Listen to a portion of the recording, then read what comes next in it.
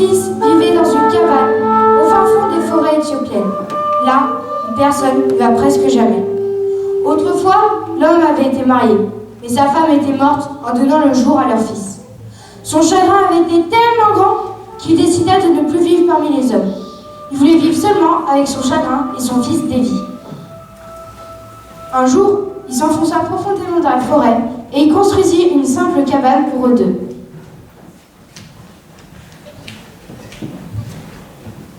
Devi grandit en solitaire.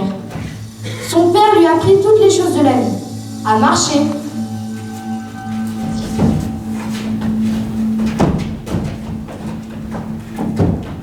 à parler,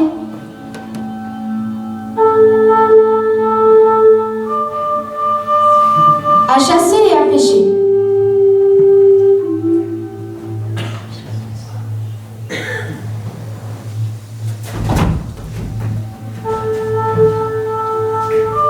Mais hélas, Devi ne rencontrait jamais personne.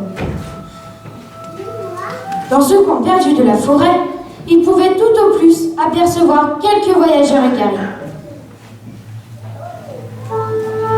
Fort heureusement, père et fils s'entendaient bien. Le père de Devi était un homme bon et doux qui aimait beaucoup son fils. Il en était également très fier, car Devi devenait un beau jeune homme qui assimilait à merveille tout ce que son père lui enseignait. Quelque temps plus tard, une sécheresse épouvantable s'abattit sur le royaume voisin d'Anga. La pluie n'était plus tombée suffisamment depuis plus d'1 an, et chacun commençait à s'inquiéter.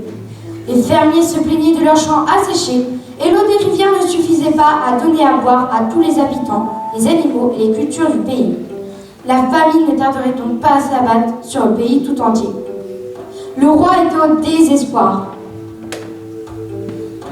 Il avait convoqué plusieurs sages afin de le conseiller.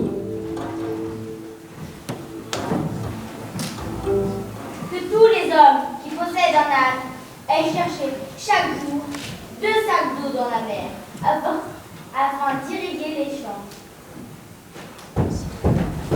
Non, sire, cela ne se peut, car l'eau de mer nuit aux plantes. Elles mourront tant à cause du sel qu'à cause de la sécheresse. Il faut faire sortir tous les animaux du pays afin qu'il y ait davantage d'eau potable pour les hommes et les cultures. Aucune des solutions proposées n'est bonne.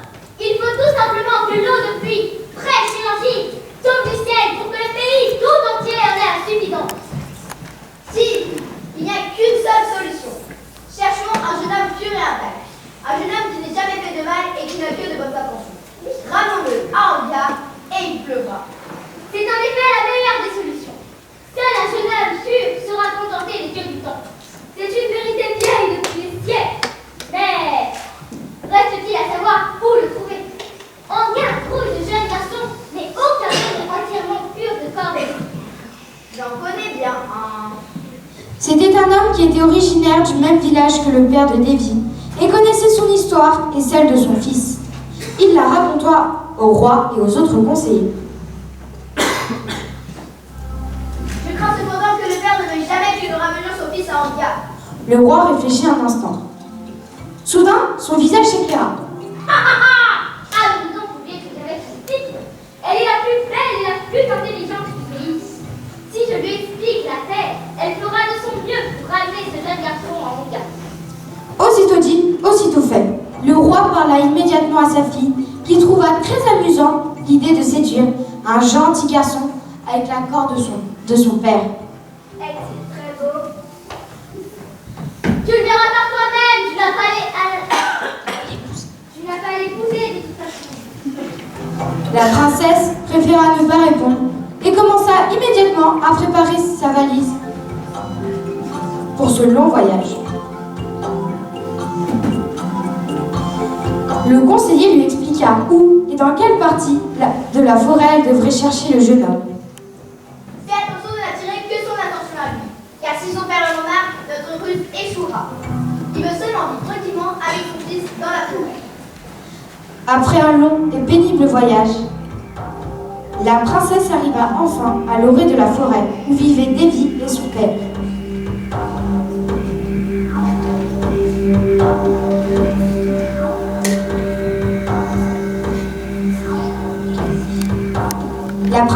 descendit de son cheval, revêtit sa plus jolie robe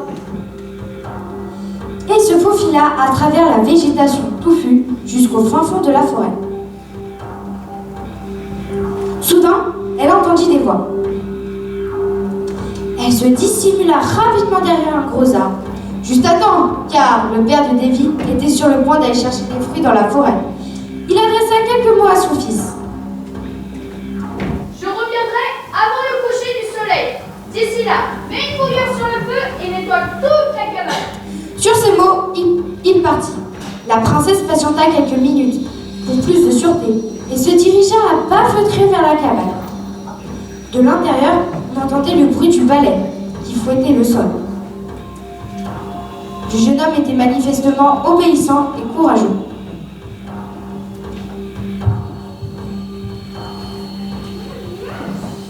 Bonjour. Un garçon aux cheveux bruns et bouclés passa la tête par l'embrasure de la porte. D'un air surpris, elle fixa sur elle ses yeux étincelants. Comme il était beau, elle n'avait jamais vu de jeune homme aussi beau et aussi aimable. La princesse se sentit rougir jusqu'à la racine des cheveux. Davy aussi était troublé. Il n'avait jamais rencontré d'autres personnes et ne connaissait que son père. Quelle était cette personne bizarre sur le pas de la porte? Il regarda d'un air admiratif le fin visage, les longs cheveux ondulés et les magnifiques vêtements dont dépassaient 2 petits pieds. Qui êtes-vous? Mon nom est Eleni. Je viens d'Angers. Et vous? Qui êtes-vous? Davy se présenta à son tour.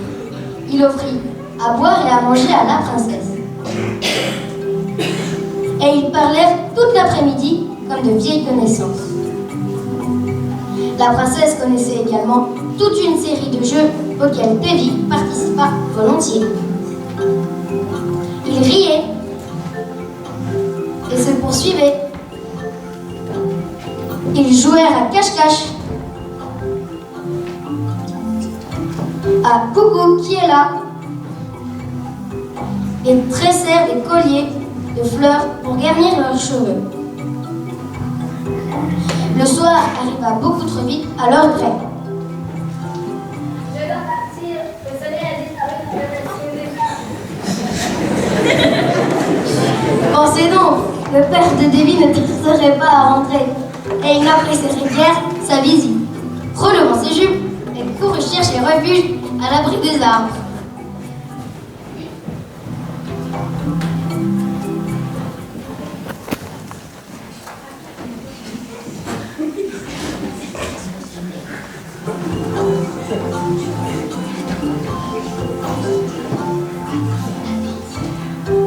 Attends, mon père ne va pas tarder. Vous pourriez faire sa connaissance. Mais il était déjà trop tard. La princesse avait déjà disparu à l'ombre des arbres. Davy en était tout dérouté. Il aurait bien suivi la princesse, mais ce n'était pas possible, car son père se serait fait du mauvais sang. Mais d'un autre côté, sans la princesse, il se sentait terriblement seul. Lorsque le père de Davy entendit ce qui s'était passé, il sut immédiatement que Davy avait reçu la visite d'une femme. Méfie-toi. Si ça continue, elle t'entraînera loin d'ici. Qui sait où tu t'en crois? Quelques jours plus tard, le père de Davy dut à nouveau aller dans la forêt constituer des réserves. Il mit de nouveau son fils en garde contre la jeune fille. Mais sitôt son père hors de vue, Davy oublia son avertissement. Cela faisait plusieurs jours que la princesse guettait derrière le grand arbre et elle put enfin se montrer. Davy était fou de joie. Il la serra dans ses bras et lui offrit toutes sortes de friandises. Ils se remirent à jouer ensemble. Cet après-midi-là, Eleni lui raconta aussi la terrible sécheresse qui s'était abattue sur son pays. Si tu restes ici, Elle, tu ne pourras rien faire pour notre pays.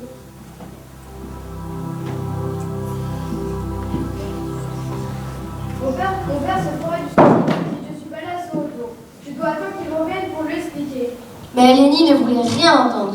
Imaginez-vous, si son père lui interdisait de l'accompagner, elle aurait fait tout cela pour rien.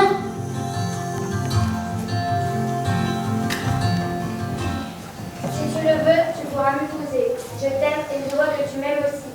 Dès qu'il pleuvra en Anga, nous reviendrons ici pour chercher ton père et tu pourras t'occuper de lui, bien mieux que tu ne pourras jamais le faire dans cette cabane. S'il te plaît, partons maintenant. Le cœur de Davy fondit lorsqu'il vit les yeux suppliants de la princesse. Il rassembla ses maigres affaires et suivit la princesse. Dès que Davy posa le pied dans le royaume d'Anga, une pluie torrentielle se mit à tomber. Tous les habitants du royaume d'Anga se sortirent de leur maison. À genoux, ils remercièrent le ciel de leur renvoyer cette eau claire. Les rivières coulèrent à flots et les plantes relevaient la tête, toutes revigorées. Le roi était fou de joie, car le malheur était conjuré. Il voulut remercier Davy en lui offrant un grand sac rempli de pièces d'or. Mais lorsqu'il vit comment sa fille et le jeune garçon se regardaient, il accorda à Davy la main de sa fille.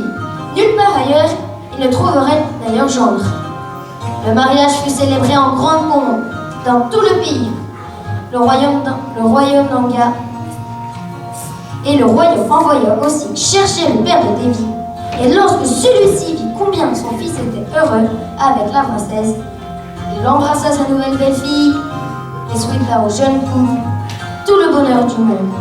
Davy emmena son père dans le château que le roi avait fait construire pour les jeunes mariés. Depuis ce jour-là, il n'y eut plus jamais de sécheresse dans le royaume d'Anga, qui devint le pays le plus fertile d'Afrique.